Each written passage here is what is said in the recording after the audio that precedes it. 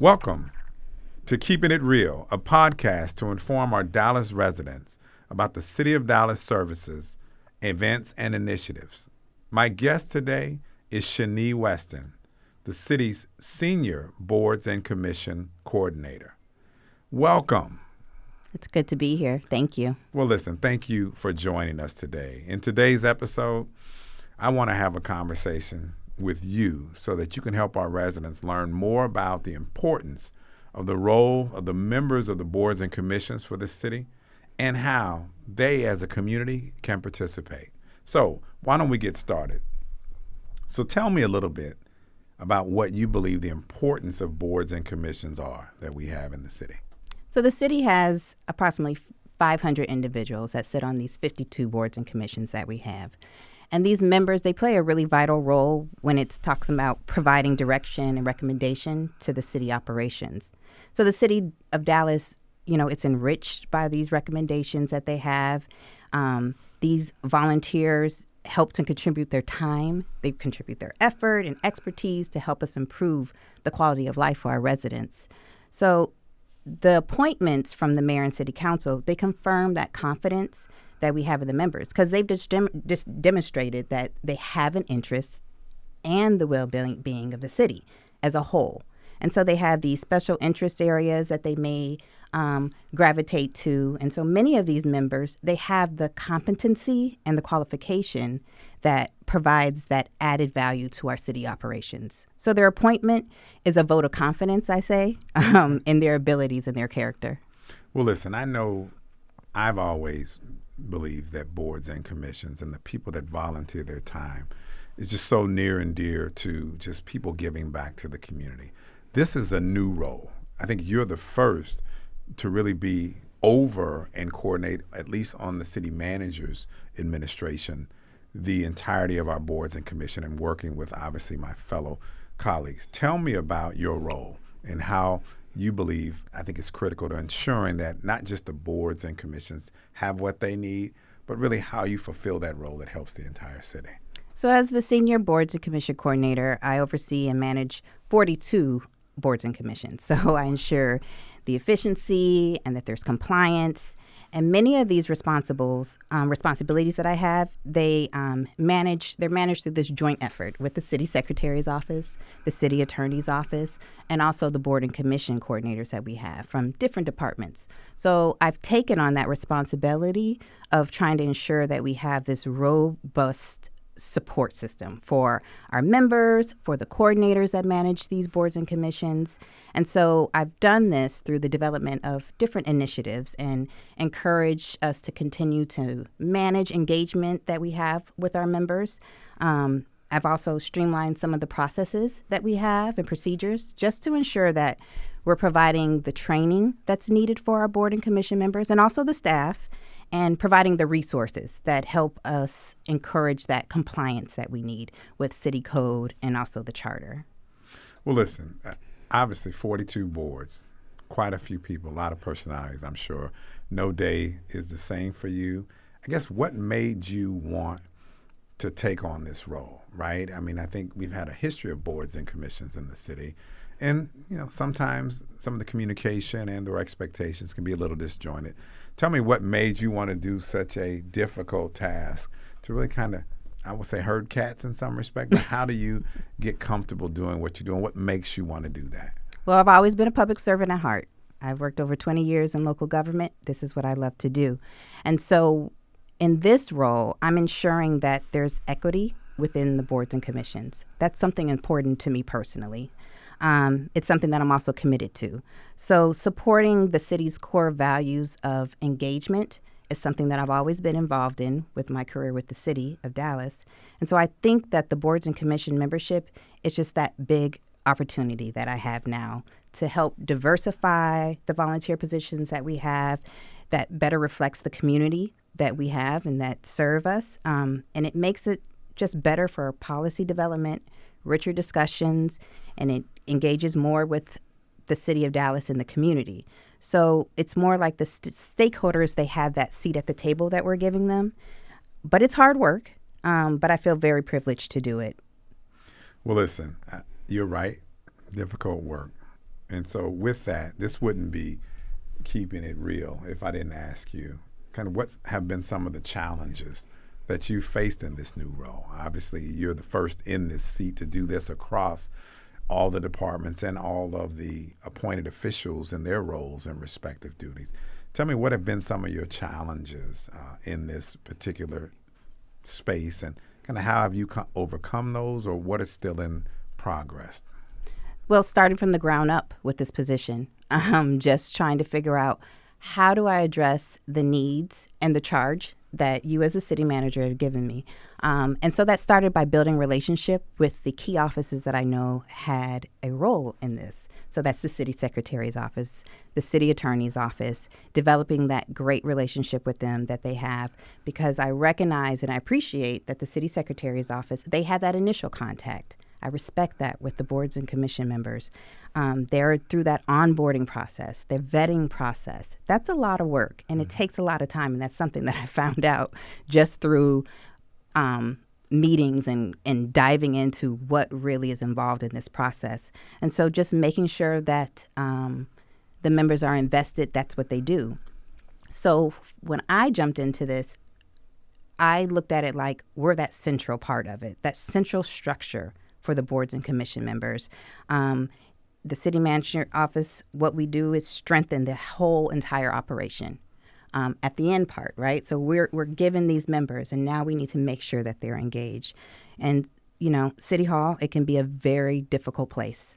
What do you mean difficult? There's a lot of things to navigate, with the city. There's a lot of unwritten rules, hierarchies, just to be honest, So it's important that we kind of manage and entangle all that for our board and commission members and also for city staff.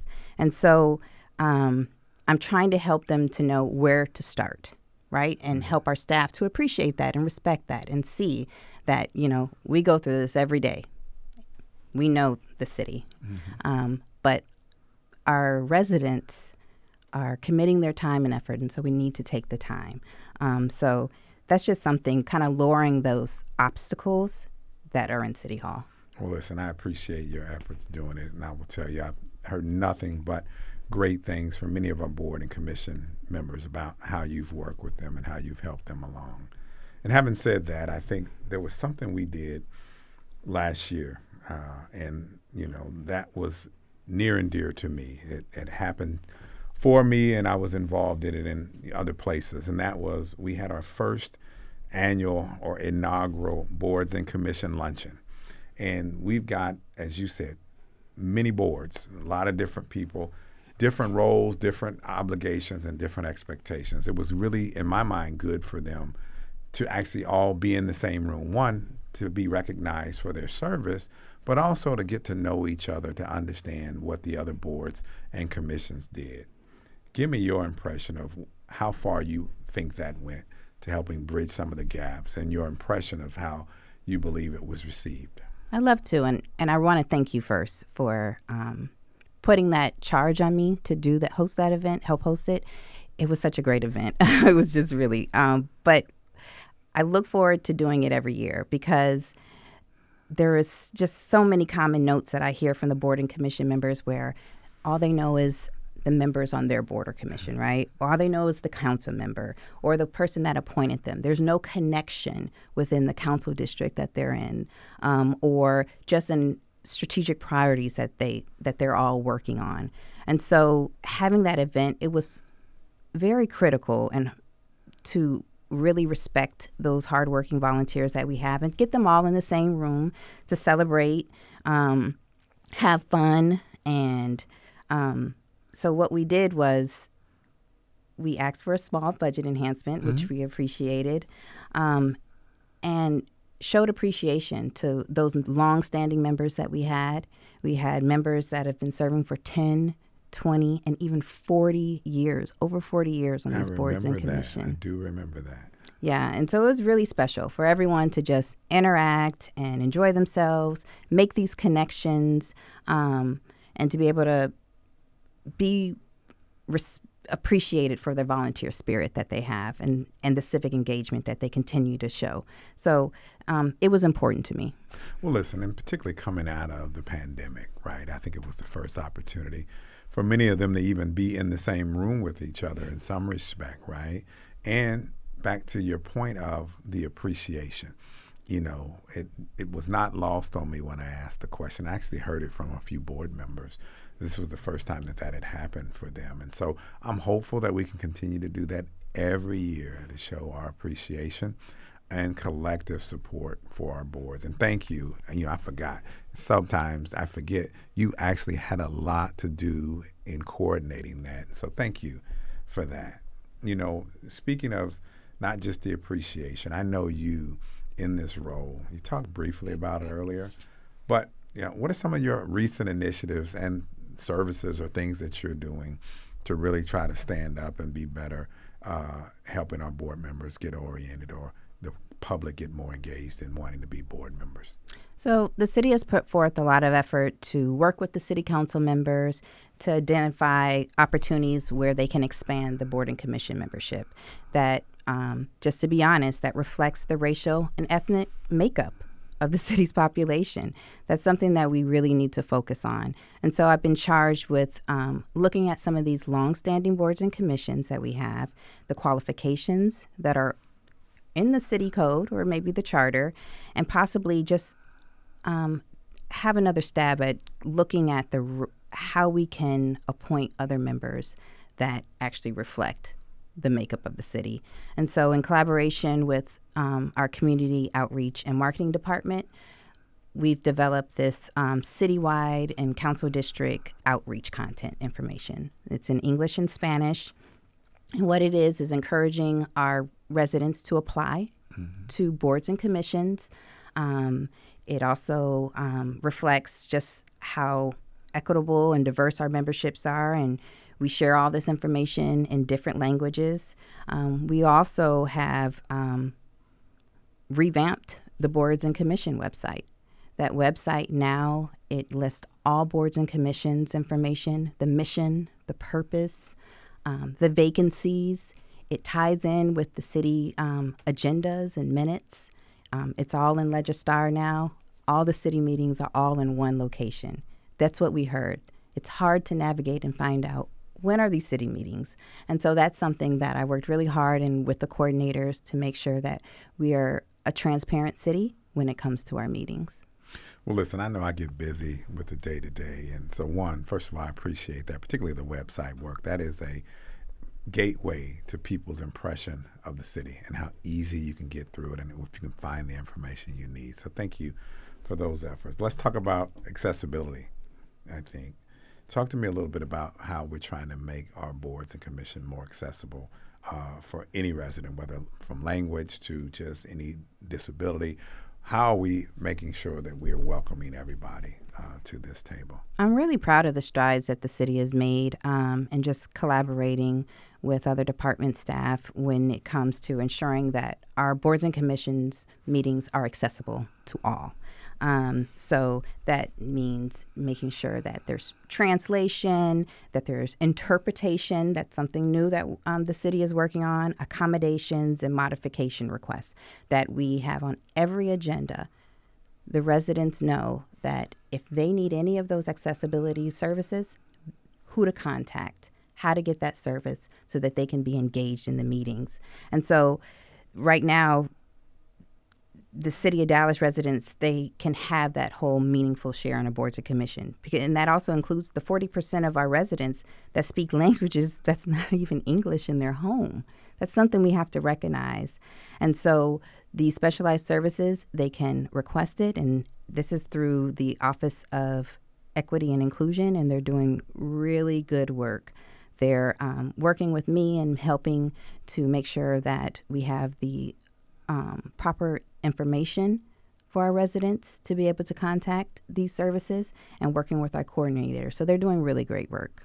Well, listen, where can the public find more information about our variety of boards and commissions and where to apply? How can they get involved and what is their gateway into wanting to serve?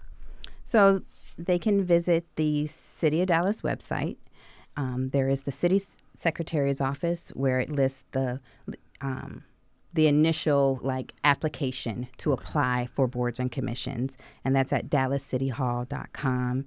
And they can navigate to also the boards and commission website, the one that we just revamped.